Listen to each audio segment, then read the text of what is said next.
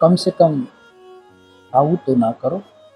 જો કોઈને કરી ન શકો પ્રેમ તો કાંઈ નહીં, પણ કમ સે કમ નફરતનો વિચાર તો ન લાવો.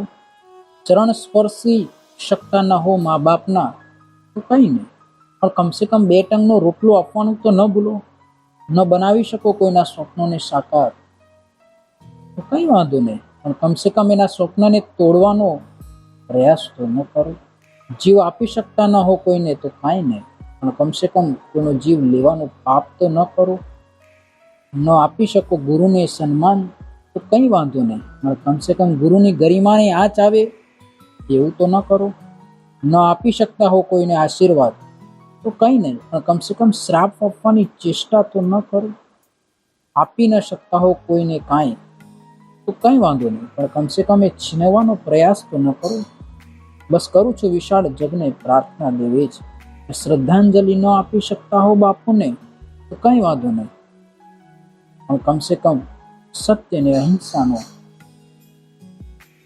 એ મંત્ર તો ન ભૂલો. જય હિન્દ.